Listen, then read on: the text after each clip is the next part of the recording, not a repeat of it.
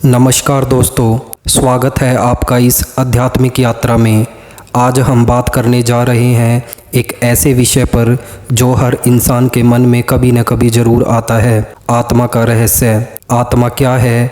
क्या आत्मा अमर होती है? मृत्यु के बाद आत्मा कहाँ जाती है? क्या आत्मा का कोई वजन होता है? इन सवालों के जवाब जानने के लिए वीडियो को अंत तक ज़रूर देखें, क्योंकि आज हम आपको आत्मा से जुड़ी जानकारी सरल भाषा में देंगे। सबसे पहले समझते हैं कि आत्मा क्या है। शरीर केवल एक साधन है, लेकिन इसे चेतना देने वाली शक्ति आत्मा है। जैसे कि एक मोबाइल में बैटरी है तो ही वह चलता है, वैसे ही आत्मा के बिना शरीर केवल माटी है। श्रीमद् भगवत गीता में श्री कृष्ण अर्जुन से कहते हैं, आत्मा का न तो जन्म होता है और न ही मृत्यु, यह अविनाशी है। आत्मा कोई वस्तु नहीं, यह परम चेतना का अंश है।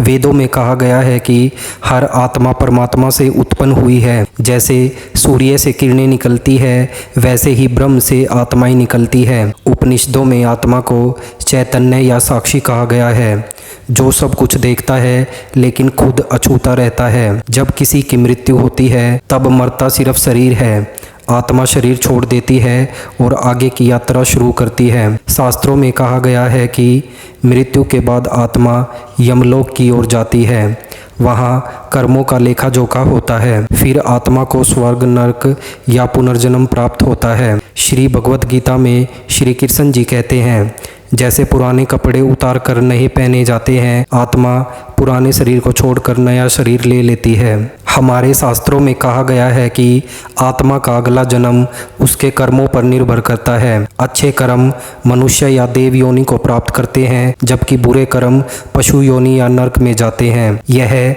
जन्म मरण का चक्र चलता रहता है जब तक आत्मा मोक्ष को प्राप्त न करे।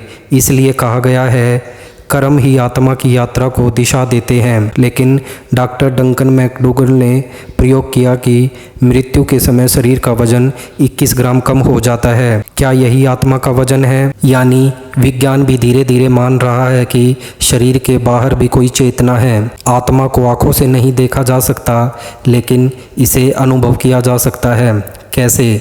अगर हम ध्यान लगाए, प्राणायाम करें, सत्संग और स्वाध्याय अपनाएं, मौन और आत्मनिरीक्षण करें, जैसे जैसे मन शांत होता है आत्मा की अनुभूति होने लगती है। हमारे उपनिषदों में कहा गया है, आत्मा सूक्ष्म है, केवल साधक उसे जान सकता है। हर आत्मा का अंतिम लक्ष्य है मोक्ष, यानी जन्म मरण के चक्र से मुक्ति और परमात्मा में लीन हो जाना। जब आत्मा को यह अनुभव होता है कि वह शरीर नहीं ब्रह्म का अंश है, तब वह पूर्ण ज्ञान को प्राप्त करती है।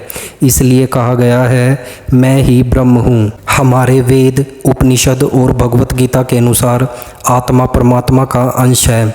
जैसे समुद्र से एक लहर उठती है, वैसे ही आत्मा ब्रह्म से निकली हुई एक चेतन चिंगारी है। जैसे अग्नि से चिंगारियाँ निकलती है, वैसे ही परमात्मा से आत्माएं निकलती हैं। जब कोई मरता है तो उसका केवल शरीर नष्ट होता है, आत्मा नहीं।